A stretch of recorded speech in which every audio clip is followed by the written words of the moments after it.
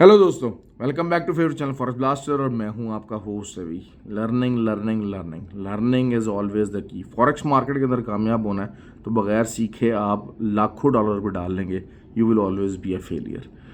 Money management, ये चीज़ें, lower lot size, dollar cost average करना, इसके ज़रिए काम नहीं चलता। The only way you can learn is by the proper learning.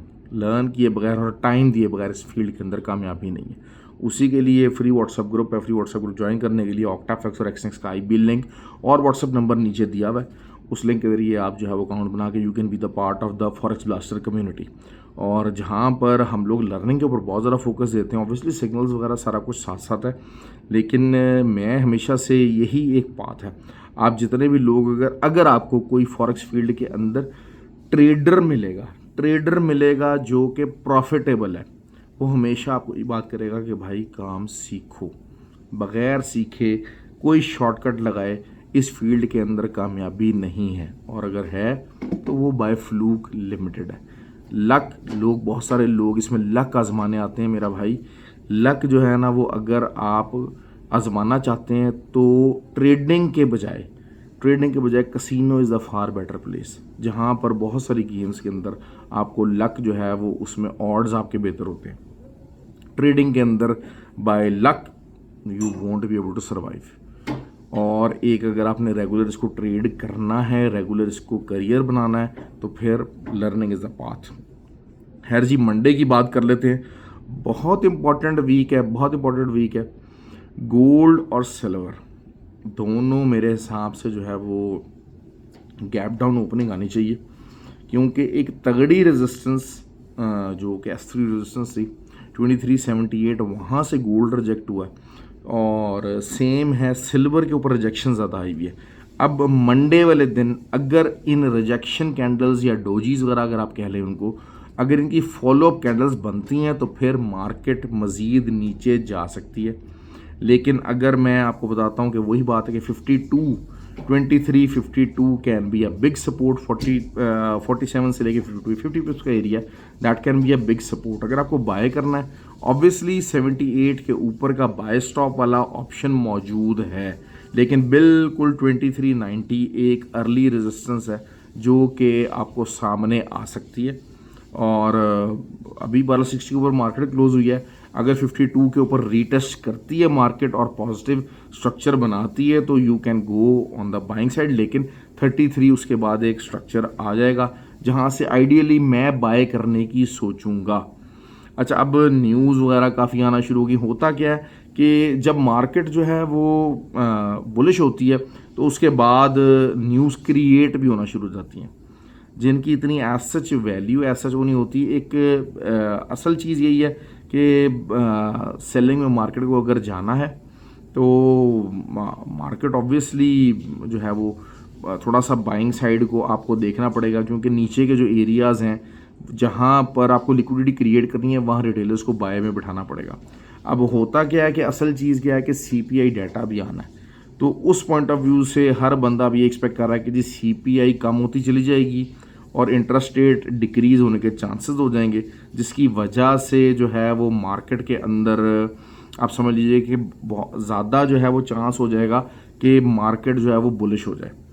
ऐसा हो सकता है। मैं भी मतलब अगर टेक्निकल साइड के ऊपर देखते हैं तो मार्केट बुलिश है, लेकिन इमीडिएट रेजिस्टेंस मौजूद है 2390, एक इमीडिएट रेजिस्टेंस है इंट्राडे पॉइंट ऑफ व्यू से, और इसके ऊपर अगर जाता तो फिर तो लेवल्स फिर लंबे लेवल्स हैं भाई, लंबे लेवल्स हैं। H4 कोई भी 2390 के ऊपर क्लोज हो जाती है तो फिर आप पूरी तरह से फुल टाइम जो है वो 72 आता है तो फिर आप बाय कीजिएगा।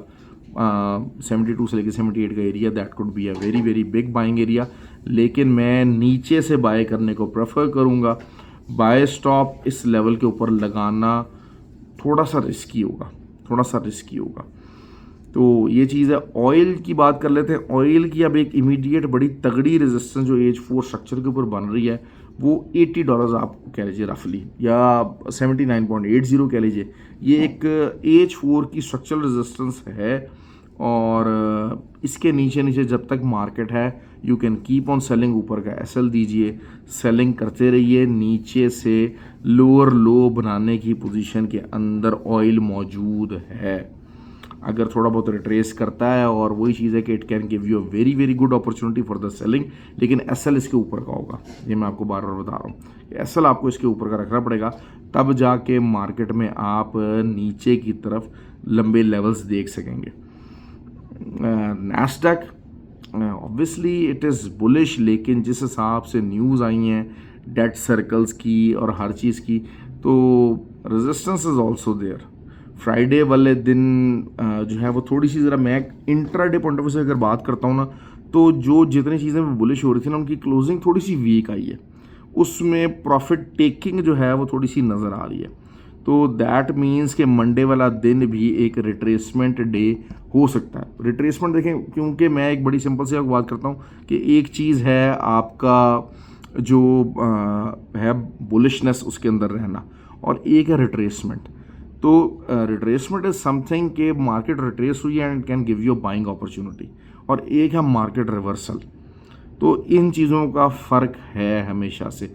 ये जितनी भी चीज़ें अभी आएंगी फ्राइडे वाले दिन, थोड़ा बहुत एक वो वीक कैंडल्स जो बनी वो रिट्रेसमेंट थी, और रिट्रेसमेंट मैं मंडे को एक्सपेक्ट करूँगा, और उसके बाद फिर ट्रेंड कंटिन्यूशन को हम ट्यूसडे को देखेंगे, क्योंकि असल चीज़ यही है कि सीपीआई का डाटा इज़ वेरी इंपॉर्टेंट, जो कि यूएस के ऊपर काफ़ी ज़्यादा हाईली इम्प्लीमेंट करेगा। लेकिन साथ साथ अगर हम देखते हैं फ्राइडे की इंपॉर्टेंस क्यों है, फ्राइडे और थर्सडे बल्कि दोनों की इंपॉर्टेंस क्यों है, चाहे US30 था, चाहे नैस्डैक था, चाहे गोल्ड था, चाहे सिल्वर था, चाहे ऑयल था, थर्सडे को जो कैंडल्स बनी हैं उसके अंदर वॉल्यूम नहीं था।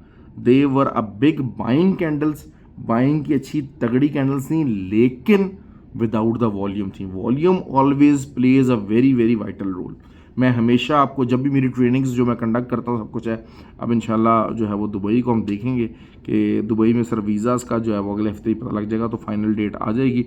अगर हो जाता है तो मोस्ट प्रोबेबली 20th को हम इंशाल्लाह क्लास कंडक्ट करेंगे वहाँ पर। मेरा तो एमरेट्स आईडी है, तो I don't have any issue, लेकिन जो मेरे साथ सबॉर्डिनेट टीम है उनके वीज़ाज़ लगने गए हुए हैं, तो लेट्स सी। लेकिन ये मैं बात करता हूँ कि ट्रेनिंग के दौरान मैं हमेशा से जो है ना वो वॉल्यूम को बहुत ज़्यादा हाई प्रेफरेंस देता हूँ, क्योंकि जब भी बुलिशनेस है विदाउट वॉल्यूम है। और दूसरा फिर AH4 का मैंने आपको स्ट्रक्चर वाइज बताया था कि AH4 की हिडन बेरिश डाइवर्जेंस है US30 के ऊपर और गोल्ड के ऊपर, उसने प्ले करना शुरू कर दिया और अभी भी मौजूद है। तो लेट्स सी कि उसको सेटल करने के लिए, उसको रिसेटल करने के लिए कितनी ये पेयर्स रिट्रेसमेंट लेते हैं। US30 की बात कर लेते हैं, तो US30 ऑब्वियसली नीचे जो आ सकता है वो 37,720 तक मार्केट बड़े आराम से आ सकती है, बहुत आराम से आ सकती है। नैस्डैक की बात कर लेते हैं तो 17,640 तक मार्केट बड़े आराम से आ सकती है।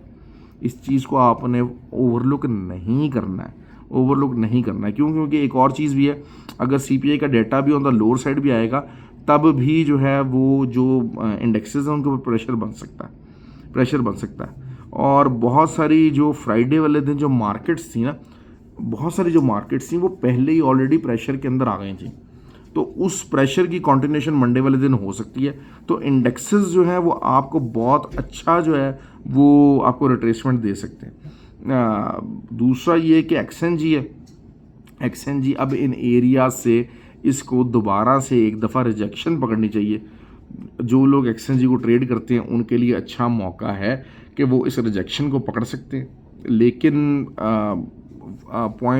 2.44 के ऊपर का एसएल आपको देना पड़ेगा, और that is the only way, क्योंकि विदाउट एसएल अगर, क्योंकि एक्सएनजी का ये होता है कि अगर रोल के ऊपर आ जाती है ना तो फिर it is always difficult to stop, और 2-3 दिन हफ्ता भी ले जाती है। एक्सएनजी की जो ट्रेड भी अगर आप लेते हैं, चाहे बाइंग लेते हैं चाहे सेलिंग लेते हैं, वो हमेशा लंबी ट्रेड होती है। लंबी ट्रेड से मुराद क्या है कि वो स्विंग ट्रेड होती है, उसमें 2-3 हफ्ते महीने लग सकते हैं।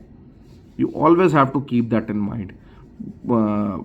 हम लोगों की मेन बेसिक गलती बताता चलूँ कि वो ये होता है कि हम लोग एनालाइज नहीं करते कि हम इस ट्रेड के अंदर किस पॉइंट ऑफ व्यू से दाखिल हो रहे हैं। बहुत कुछ सोचना पड़ता है आपको, बहुत कुछ सोचना पड़ता है कि क्या ये टाइम सही है ट्रेड लेने का कि नहीं है, ये टाइम मुझे सूट करता है, जिस टाइप की ट्रेड मैं लेना चाह रहा हूँ, जिस पेयर पे ट्रेड मैं लेना चाह रहा हूँ उस टाइम के ऊपर उसमें वॉलेटिलिटी है नहीं है। अच्छा, आप ज़्यादा वॉलेटिलिटी को लुक आफ्टर कर रहे हैं या कम वॉलेटिलिटी को लुक आफ्टर करना चाह रहे हैं, क्योंकि अगर कुछ मोस्टली होते हैं जैसे मैं हूँ, मैं थोड़ा सा बात करता हूँ कि मुझे ज़्यादा वॉलेटाइल पेयर्स में ही ट्रेड करना है। क्योंकि गैन कहता था कि जी वॉलेटिलिटी होगी तो मार्केट के अंदर मूवमेंट आएगी, और ज़्यादा अगर वॉलेटिलिटी नहीं होगी तो उन पेयर्स के अंदर ट्रेड करने का फ़ायदा नहीं है।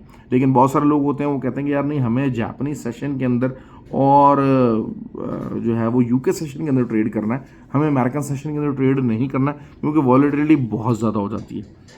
तो ये चीज़ों को आपको समझना है। अगर आप स्कैल्पिंग करना चाह रहे हैं तो एसएल छोटा, टीपीवी छोटा, लॉट साइज़ बड़ा हो सकता है। तो असल गलतियां आप लोग, बेसिक मिस्टेक्स क्या करते हैं कि आप लॉट साइज़ अपना बड़ा रख लेते हैं, एसएल भी आप बड़ा रख लेते हैं और टीपी छोटा रख लेते हैं।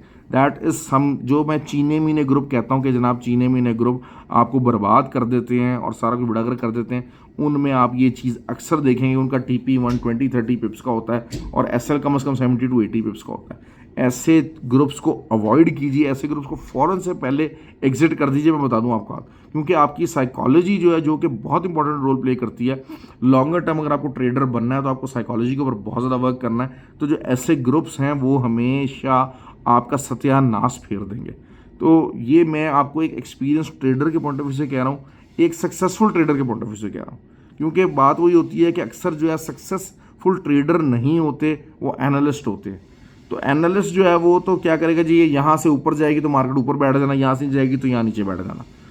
अपना एक ट्रेड का सेटअप नहीं बताते। मैं जैसे आपको वीडियो के अंदर बताता हूँ एक ट्रेड का सेटअप कि भाई ये ट्रेड मैं एक्सपेक्ट कर रहा हूँ और मैं ये अगर होगा तो मैं ये करूँगा, नहीं होगा तो मैं नहीं करूँगा। Obviously waiting game is something very very important in trading. Waiting game has to be very important. बहुत कुछ आपको सोचना पड़ता है एक कामयाब ट्रेडर होने के लिए। आई होप कि आपको वीडियो पसंद आई हो। लाइक कीजिए, कमेंट कीजिए, शेयर ज़रूर किया कीजिए। थैंक यू वेरी मच जी, बहुत शुक्रिया आपका।